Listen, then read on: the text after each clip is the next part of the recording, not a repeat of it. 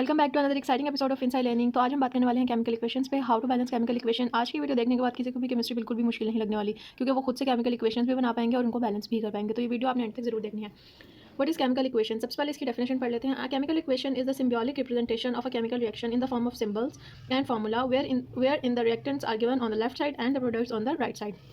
Chemical equation basically एक phenomena की representation है। अब कोई भी केमिकल रिएक्शन हो रहा हो, फॉर एग्जांपल अगर मैं NaOH और HCl को आपस में मिलाऊँ, NaOH हमारे पास बेसिक होता है, HCl हमारे पास एसिडिक होता है।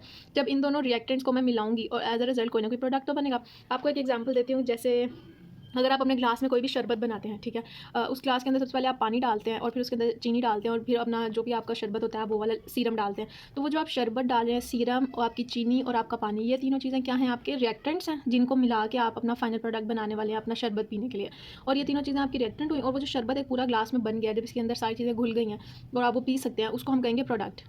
ठीक है, वो चीज़ जो हम सारी चीज़ें मिला के एक नई चीज़ बनाने वाले हैं, वो जो मिलाने वाली सारी चीज़ें हैं उनको हम कहते हैं रिएक्टेंट्स। और जो चीज़ उससे बनेगी उसे हम कहते हैं फाइनल प्रोडक्ट। ठीक है, और उनको ज़ाहिर है उनको रिप्रेजेंट करने का कोई ना कोई तरीका होगा। अगर शरबत होगा तो मैं शरबत की स्पेलिंग लिखूंगी कि मैं शरबत प्लस मैं वाटर ऐड कर रही हूँ उसके अंदर। तो हर चीज़ को रिप्रेजेंट करने के लिए कोई ना कोई सिंबल होता है। इसी तरह केमिस्ट्री में कोई ना कोई हर प्रोडक्ट को, हर केमिकल को रिप्रेजेंट करने के लिए उसके कोई ना कोई सिंबल्स होते हैं, कोई ना कोई एलिमेंट्स होते हैं, तो हम उनको उससे रिप्रेजेंट करते हैं। और वो जो पूरा एक काम हो रहा है, एक प्रोसेस हो रहा है, एक रिएक्शन हो रहा है, उसको हम कहते हैं, उसकी रिप्रेजेंटेशन को हम कहते हैं with symbols chemical equation.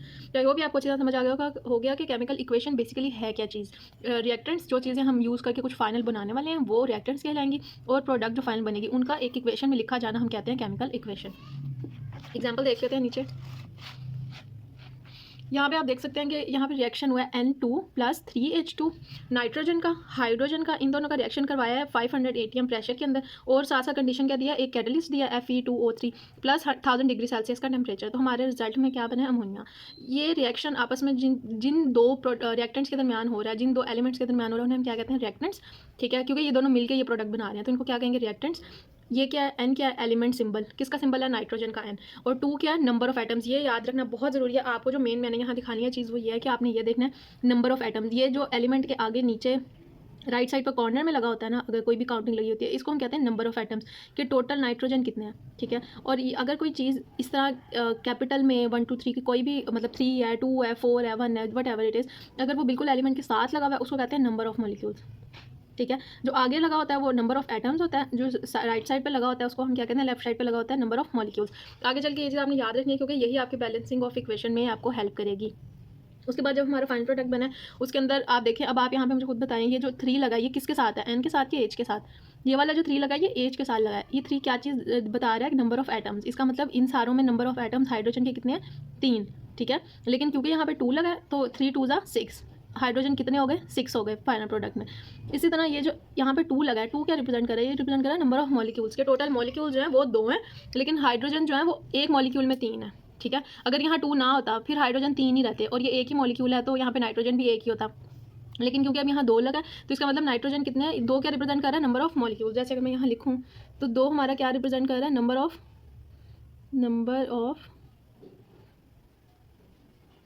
Molecules. ठीक है, और एच क्या रिप्रेजेंट कर, एच नहीं सॉरी, ये वाला जो 3 है एच के साथ लगा हुआ, ये क्या रिप्रेजेंट करता है? Number of atom.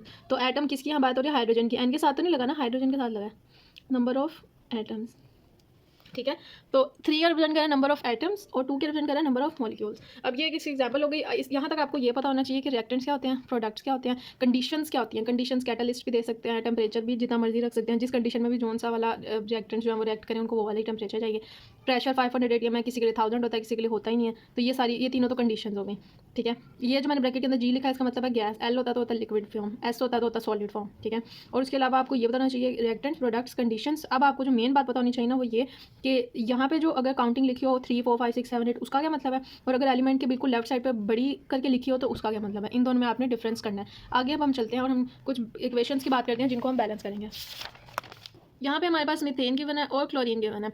CH4Cl2 को जो हमने रिएक्ट करवाया तो एज अ रिजल्ट क्या बन गया? CCl4 + HCl। अब आपने इस इक्वेशन को बैलेंस करना है। ये इक्वेशन आपको गिवन है, आप इसको बैलेंस कैसे करेंगे? अब मैं आपको तरीका बताती हूँ कि बैलेंस करने का तरीका क्या है। आपने सबसे पहले देखना है कि इस साइड पे, रिएक्टेंट वाली साइड पे आपके पास कितने कार्बन है, कितने हाइड्रोजन है और कितने क्लोरीन है। जो भी एलिमेंट गिवन है ना, आपने उनकी तादाद देखनी है इस साइड पे। इस साइड पे कार्बन कितने हैं आपके पास? 1। ठीक है, हाइड्रोजन कितने हैं? 4। मैंने आपको पहले ही बताया था ये 4 का मतलब ये नहीं है कि कार्बन भी 4 है, ये 4 का मतलब सिर्फ ये है कि नंबर ऑफ एटम्स, और क्योंकि ये वाला 4 एच के साथ ही लगा है तो एच की ही बात हो रही है, एटम की बात हो रही है। पहले एटम्स आते हैं फिर मॉलिक्यूल आते हैं। मॉलिक्यूल होता है ये पूरा CH4, एटम होता है एच कितने हैं और खाली सी कितने हैं, कार्बन एटम हाइड्रोजन एटम, ठीक है, ये दोनों अलग अलग है। तो कार्बन इसके अंदर कितने हैं, रिएक्टेंट्स वाली साइड पर एक कार्बन है, हाइड्रोजन कितने हैं 4, क्लोरीन कितने हैं 2, ठीक हो गया। अगर मैं यहाँ अपनी आसानी के लिए लिख लूँ, कार्बन कितने हैं यहाँ पे 1, हाइड्रोजन कितने हैं यहाँ पे 4, क्लोरीन कितने हैं यहाँ पे 2, ठीक है। और यहाँ पे CCl4 है प्लस HCl, यहाँ पे कार्बन कितने हैं, एक ही कार्बन है, कार्बन कितने हैं 1, क्लोरीन कितने हैं यहाँ पे, क्लोरीन यहाँ पे ज़्यादा है, 4 क्लोरीन ये है, 1 क्लोरीन ये है, 5 क्लोरीन।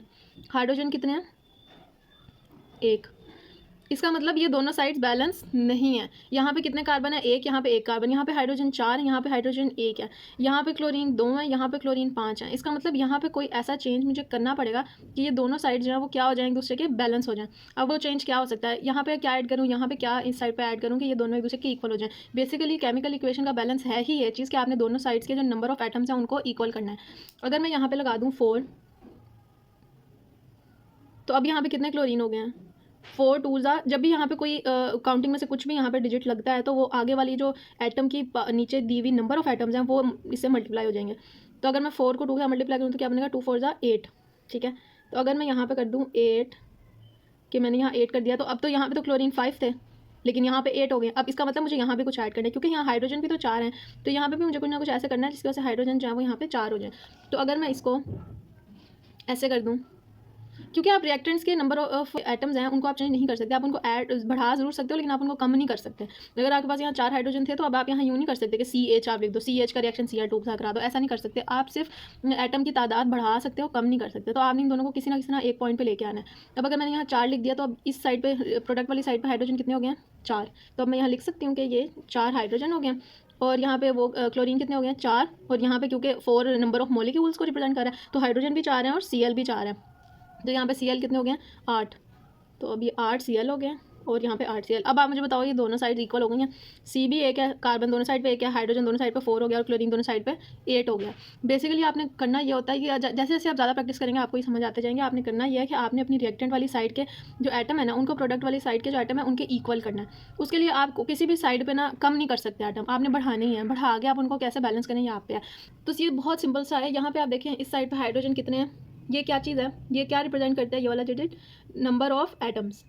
हाइड्रोजन कितने हैं हमारे पास यहाँ पे 2, ऑक्सीजन कितने हैं 2 रिएक्टेंट वाली साइड पे, प्रोडक्ट वाली साइड पे हाइड्रोजन कितने हैं 2, क्योंकि ये वाला जो 2 है ये हाइड्रोजन के नंबर ऑफ एटम्स को रिप्रेजेंट कर रहा है कि हाइड्रोजन एटम इतनी दफ़ा है। ऑक्सीजन के आगे कुछ लगा है, कुछ भी नहीं लगा, यहाँ कुछ लगा यहाँ भी नहीं लगा, तो ऑक्सीजन कितने हैं 1। इसका मतलब ये कोई डिफरेंट सी बात हुई है। यहाँ पे हाइड्रोजन तो 2 हैं, हाइड्रोजन 2 हो गए, लेकिन ऑक्सीजन यहाँ पे 2 है, यहाँ पे 1 है। इसका मतलब कि अब वाटर का फॉर्मूला तो मैं चेंज नहीं कर सकती, मैं यहाँ ये तो नहीं कर सकती H2O2 इन दोनों को बैलेंस करने के लिए, ये हरकत नहीं करनी। आपने बैलेंस करना है यहाँ पे 3 4 5 6 जो भी लगना है वो लगा के, आप आगे फॉर्मूला चेंज नहीं कर सकते। आप सिर्फ मॉलिक्यूल चेंज नहीं कर सकते, आप नंबर ऑफ मॉलिक्यूल्स चेंज कर सकते हो कि मॉलिक्यूल्स यहाँ एक, अगर क्योंकि जहाँ कुछ नहीं होता वहाँ 1 होता है। अगर ये एक वाटर मॉलिक्यूल है तो आप इसको 4 वाटर मॉलिक्यूल कर सकते हो, लेकिन रहेगा वाटर ही, आपने H2O2 नहीं बना देना इसको, वो तो इसका फॉर्मूला चेंज होकर ये वाटर ही नहीं रहेगा। तो अब मैं इसको कैसे बैलेंस करूँ कि दोनों साइड्स पे ये इक्वल हो जाए। इसका मतलब मैं यहाँ पे तो ऑक्सीजन को 2 नहीं कर सकती, मुझे यहाँ पे ही कुछ ऐसा अटैच करना पड़ेगा कि ये दोनों बैलेंस हो जाए। अगर मैं इस साइड पर अटैच कर दूँ 2, तो यहाँ पे कितने ऑक्सीजन के एटम हो जाएंगे 2, क्योंकि यहाँ पे जब यहाँ पे आगे कोई चीज़ अटैच होती है ना मॉलिक्यूल के साथ यहाँ पे, तो वो फिर दोनों के लिए होती है। अब हाइड्रोजन कितने हो जाएंगे 2 2 4, और ऑक्सीजन कितना हो जाएगा, क्योंकि यहाँ कुछ भी नहीं है 1 है तो 1 2 मतलब कुछ भी नहीं है, तो ये खाली ऑक्सीजन कितने रह जाएंगे 2। अब ये तो हो गया इस तरह से, मैंने जो वाटर के मॉलिक्यूल थे वो एक मॉलिक्यूल से 2 बना दिए, लेकिन अब इस साइड पे भी बैलेंस करना है। अब हाइड्रोजन यहाँ कितने हैं 4 और ऑक्सीजन कितने हैं 2, तो इसका मतलब ऑक्सीजन तो यहाँ 2 हो गया, यहाँ तो पहले ही ऑक्सीजन ये वाला 2 है, तो मुझे इसको छेड़ने की जरूरत नहीं है। हाइड्रोजन 2 है, इनको 4 करना है, तो अगर मैं यहाँ पे 2 लगा दूँ तो 2 2 4, तो ये वाला 2 कट के क्या हो जाएगा 4, और ये तो पहले ही 2 था। तो अब दोनों साइड पे हाइड्रोजन 4 हो गया, दोनों साइड पे ऑक्सीजन क्या हो गया 2। तो इस तरह से आप अपनी इक्वेशन को बैलेंस करेंगे। ये वाटर वाली इक्वेशन काफ़ी सिंपल थी, इसलिए मैंने ये ऐड की थी ताकि आपको समझने में और ज़्यादा आसानी हो कि आप ऑक्सीजन को बिल्कुल भी नहीं छेड़ेंगे, आपने सिर्फ उसको क्या करना है 1 से 2 बनाना है। ये पहले ही 2 है, इसको 1 से 2 बना दिया, छेड़ा किसको सिर्फ हाइड्रोजन को। तो यहाँ पर हमने 1 वाटर मॉलिक्यूल की जगह क्या कर दिया 2 वाटर मॉलिक्यूल। अब ये जो नेक्स्ट वाली एग्जांपल है, मैं चाहूँगी कि आप ये वीडियो पॉज करके नेक्स्ट वाली एग्जांपल जो है वो खुद से एक दफ़ा करने की कोशिश करें, लेकिन अगर आपसे नहीं हो रही है तो फिर मैं आगे सॉल्व करूँगी, फिर आप देख लीजिएगा, लेकिन खुद एक दफ़ा लाजमी ट्राई करें। अब इस साइड पर कॉपर कितनी दफ़ा है, कॉपर एटम कितना है 1, ऑक्सीजन कितना है 2, इस साइड पर कॉपर कितना है 1, लेकिन ऑक्सीजन कितना है 1। इसका मतलब यहाँ पे 2 ऑक्सीजन है, यहाँ पे 1 है, मुझे यहाँ पे 2 लगाने की ज़रूरत है। मतलब मुझे ये वाली साइड को ऑक्सीजन को, क्योंकि हम कम नहीं कर सकते, हम सिर्फ बढ़ा के ही उनको इक्वल कर सकते हैं। तो यहाँ पे 2 ऑक्सीजन है, यहाँ पे 1 है, इसको 2 करने के लिए मुझे क्या करना होगा, यहाँ तो नहीं है, मैं ज़ाहिर है 2 लगा सकती हूँ क्योंकि पूरा फार्मूला ही चेंज हो जाएगा। मैं यहाँ पे 2 लगा दूँगी। अब ऑक्सीजन कितने हो गए यहाँ पे 2, और कॉपर भी कितने हो गए हैं लेकिन 2, कोई बात नहीं। अब हम यहाँ पे ऑक्सीजन तो पहले ही 2 है, इसको नहीं छेड़ना। अब यहाँ पे हम कॉपर के साथ अगर 2 लगा दें तो अब ये क्या हो जाएगा 2। इसका मतलब कॉपर भी 2 हो गया, यहाँ पे भी 2, ऑक्सीजन भी 2, यहाँ पे भी 2। बहुत ज़्यादा ईजी है ये, जितनी आप प्रैक्टिस करते जाएंगे आपको उतनी अच्छी तरह ये समझ आ जाएंगे। नेक्स्ट एग्जाम्पल देख लेते हैं। इस साइड पे सोडियम कितनी दफ़ा है 1 दफ़ा, क्लोरीन कितनी दफ़ा है 2 दफ़ा। इस साइड पे ये सोडियम क्लोराइड जो हमारा टेबल सॉल्ट होता है उसका फार्मूला है, यहाँ पे भी सोडियम 1 दफ़ा है, क्लोरीन भी 1 दफ़ा। अब मसला कहाँ पे आ गया, यहाँ क्लोरीन 2 दफ़ा, यहाँ क्लोरीन 1 दफ़ा। फार्मूले के साथ तो छेड़छाड़ नहीं हो सकती, जिस साइड पे यहीं पे हम 1 2 लिख के किसी तरह उसको एडजस्ट कर सकते हैं। तो अब यहाँ पे क्योंकि Cl 2 दफ़ा है, यहाँ पे मुझे ज़्यादा करना पड़ेगा, तो मैं यहाँ लिख सकती हूँ कि 2NaCl का क्या मतलब हुआ कि 2 दफ़ा ही सोडियम हो गया अब, और 2 दफ़ा ही क्लोरीन। इस चक्कर में क्लोरीन तो पूरा हो गया 2 दफ़ा, लेकिन अब सोडियम जो है वो यहाँ पे 1 हो गया, यहाँ पे 2 मैंने कर दिया। तो अब सिंपली मैं यहाँ पे क्या कर दूँगी 2, अगर मैं यहाँ 2 लगा दूँ तो ये भी 2 बन जाएगा। तो अब दोनों साइड्स क्या हो गई हैं बैलेंस। अब ये आपकी प्रॉपर इक्वेशन है। जब आप सोडियम सॉल्ट बनाएंगे, जब आप अपना टेबल सॉल्ट बनाएंगे सोडियम क्लोराइड, तो आपका ये वाली प्रॉपर इक्वेशन बनेगी। अगर आपने ये वाली काउंटिंग्स नहीं लिखी होंगी तो आपकी इक्वेशन बैलेंस नहीं होगी और वो सही कंसिडर नहीं होती। उसके बाद नेक्स्ट है हमारे पास, यहाँ पे फ्लोरीन कितना है हमारे पास Fe1, ऑक्सीजन कितने हैं 2, यहाँ पे Fe कितना है 2, ऑक्सीजन कितने हैं 3। अच्छा अब ये ज़्यादा है, अब इसका मतलब ये ज़्यादा है, आपने इनको इसकी बैलेंस पे लेके आना है। तो क्योंकि ये ऑलरेडी ज़्यादा है, अब इसके अंदर कुछ इस साइड पर रिएक्टेंट्स के कुछ हम ऐसा ऐड करें कि जब हमने ऐड करें तो वो इसके इक्वल हो जाए। 4 से मल्टीप्लाई करूँ, ठीक है, यहाँ पे 4 हो जाएगा, और ये वाले ऑक्सीजन को 3 से, ठीक है। तो अगर अब हम यहाँ देखें तो यहाँ अगर मैं कुछ लिखूँ जैसे कि 2, तो 2 2 ज़ा 4, 2 3 ज़ा 6, और यहाँ पे भी हमारे पास 3 2 ज़ा 6 हो जाएगा, 3 नहीं रहेगा क्योंकि ये वाला जो नंबर ऑफ आइटम है इसको ये वाले काउंटिंग से तो मल्टीप्लाई करना होता है ना, तो 3 2 ज़ा 6। अब आपने ना यहाँ पे ये क्वेश्चन राइज हो सकता है कि यहाँ पे हमने इस तरह क्यों नहीं किया कि Fe के साथ हमने 4 ही क्यों लगाया, Fe के साथ हमने 2 क्यों नहीं लगाया। 2 लगाते सिंपली इस 1 की जगह कट हो गए 2 आ जाता, 2 ही करना था ना Fe के इक्वल। लेकिन यहाँ पे आप ये देखें कि O आपके पास 3 है, यहाँ पे O को 3 करने का कोई भी तरीका नहीं था। आप यहाँ पे जो मर्जी लगा लेते, 2 1 ज़ा 2, 2 2 ज़ा 4 आ जाता, लेकिन 3 के इक्वल ना होता। फिर हमने कोई ऐसा यहाँ पे डिजिट लगाया कि जब उसको मल्टीप्लाई करें तो 6 आए, उसी वजह से यहाँ पे भी 2 लगाया, क्योंकि यहाँ पे आप पूरे मॉलिक्यूल के साथ उसको मल्टीप्लाई करने वाले हो जो आप लगाओगे। ये वाला थोड़ा सा डिफरेंट था, आप प्रैक्टिस करें आपको बहुत अच्छे से समझ आ जाएंगे। अब यहाँ पे CH4 ऑक्सीजन, फिर कार्बन डाइऑक्साइड और वाटर मॉलिक्यूल बन रहा है। अब इसको अगर हम लिखें तो कार्बन कितने हैं इसके अंदर 1, हाइड्रोजन कितने हैं 4, ऑक्सीजन कितने हैं 2, कार्बन कितने हैं 1, ऑक्सीजन कितने हैं 2, ये 1 ये 3, हाइड्रोजन कितने हैं 2। इसका मतलब यहाँ पे ऑक्सीजन एक तो ये वाली साइड पे ज़्यादा है, और हाइड्रोजन यहाँ पे, कार्बन दोनों साइड पे इक्वल है, हमें ऑक्सीजन और हाइड्रोजन को बढ़ाने की ज़रूरत है। यहाँ पे हाइड्रोजन 4 है, यहाँ पे हाइड्रोजन 2 है। अगर मैं यहाँ पे 2 लगा दूँ तो 2 2 ज़ा 4, ये वाला हाइड्रोजन भर जाएगा 4 हो जाएगा, और ऑक्सीजन यहाँ पे 2, पहले यहाँ पे 2 3 थे ना, अब यहाँ पे भी 2 हैं, तो 2 2 4, ये 4 हो जाएंगे। इसका मतलब ऑक्सीजन दोनों साइड पे क्या हो गया 4। अब यहाँ पे क्योंकि ऑक्सीजन ज़्यादा हो गया मुझे यहाँ पे भी एडजस्ट करना पड़ेगा, तो यहाँ 4 करने के लिए मैं क्या करूँगी 2 2 2 ज़ा 4, तो यहाँ पे भी क्या हो जाएगा 4। अब ये दोनों साइड जो हम एक दूसरे की क्या हो गई बिल्कुल इक्वल।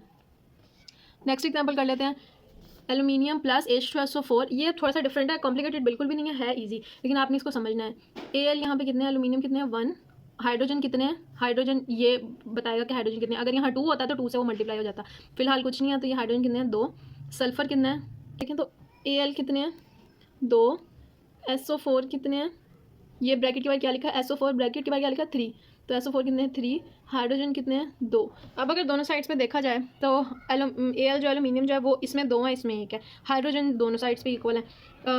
SO4 जो है, SO4 यहाँ पे 1 है और यहाँ पे क्या है 3, इसका मतलब ये 1 वाली साइड पे हमें कुछ ऐड करना पड़ेगा, लेकिन बहुत ध्यान से, क्योंकि इसकी वजह से बाकी सारे भी हिलेंगे। अगर मैं यहाँ पे ऐड कर दूँगी 2, तो यहाँ पे हाइड्रोजन कितने आ जाएंगे 2 2 ज़ा 4, हाइड्रोजन भी चेंज हो जाएंगे, और ये SO4 तो चेंज हो गई। तो बहुत ध्यान से आपने यहाँ पे ऐड करना है। अगर मैं यहाँ पे ऐड कर दूँ 3, तो 3 2 ज़ा 6, और SO4 कितने हो जाएंगे 3, क्योंकि मैंने ये वाले SO4 को ये वाले SO4 के इक्वल करना है, इसलिए मैंने यहाँ पे 3 ऐड किया ताकि ये दोनों इक्वल हो जाए। ये ऐड हो गया हमारे पास। उसके बाद अब अगर हम यहाँ पे देखें तो Al यहाँ पे कितने हैं 2, यहाँ पे Al कितना है 1, तो अगर मैं यहाँ पे भी 2 लगा दूँ तो सिंपली ये 2 हो जाएगा, 2 6 3, ये बिल्कुल ठीक हो गया। अब यहाँ पे क्या चीज़ मैच नहीं करी, Al दोनों के मैच हो गए हैं, H मैच नहीं करे और SO4 भी मैच हो गए। अब यहाँ पे कितने हाइड्रोजन है 6, यहाँ पे कितने हाइड्रोजन है 2, तो ये 2 हाइड्रोजन को 6 करने के लिए मैं क्या करूँगी 3 यहाँ लगा दूँगी। अगर मैं यहाँ 3 लगाऊंगी तो क्या हो जाएगा 3 2 ज़ा 6, तो ये भी बैलेंस हो जाएगा। उसके बाद जो हमारे पास लास्ट एग्जांपल है वो है नाइट्रोजन, हाइड्रोजन और NH3 इससे बन रहा है। ये मैंने पीछे भी शायद एक दफ़ा करवाई है, लेकिन आपको अगर वो ऑलरेडी आपको समझ आ गई है तो ये वाली आप खुद करने की कोशिश करें। पॉज कर दें वीडियो को और एक दफ़ा खुद ट्राई करें। नाइट्रोजन यहाँ पे कितने नंबर ऑफ एटम्स बता रहा है, 2 नाइट्रोजन है। हाइड्रोजन कितने हैं, 2। यहाँ पे नाइट्रोजन कितना है, 1। और हाइड्रोजन कितना है यहाँ पे, 3। तो अब ये काफ़ी ज़्यादा डिफरेंस है इनमें। एक तो मुझे ये वाला नाइट्रोजन जो है इसको इसके इक्वल करना है, और यहाँ पे हाइड्रोजन भी 3 है। 3 हाइड्रोजन तो यहाँ किसी सूरत भी पूरे नहीं हो सकते। अगर मैं यहाँ 2 भी लगा दूँ तो वो 2 2 4 हो जाएगा, 4 हाइड्रोजन हो जाएंगे, 3 नहीं होंगे फिर भी। तो आई थिंक मुझे यहाँ पे 3 लगाना चाहिए। अगर मैं यहाँ 3 लगाऊंगी तो 3 2 6 हो जाएगा। और अगर मैं यहाँ पे, अब मुझे हाइड्रोजन 6 करने हैं, तो यहाँ अगर मैं 2 लगा दूँ, 2 3 6 हो जाएगा। और नाइट्रोजन कितने हो जाएंगे, 2। तो इस तरह मेरा प्रॉपर मसला हल हो गया। नाइट्रोजन भी 2 2 हो गए, और प्लस हमारे पास यहाँ पे और क्या हो गया, हाइड्रोजन जो है वो भी यहाँ पे 6 और 6 हो गए। इस तरह से पूरी इक्वेशन पूरी हो जाती है। अगर आप किसी भी इक्वेशन को बैलेंस नहीं करते ना केमिकली, तो वो ठीक कंसीडर नहीं होती। और ये बहुत ईजी है, जितनी आप प्रैक्टिस करेंगे आपको उतनी जल्दी ये समझ आ जाएगा। आई होप ये वीडियो आपके लिए हेल्पफुल रही होगी। इसको अपने फ्रेंड्स के साथ शेयर करना मत भूलिएगा। मिलते हैं अगली वीडियो में।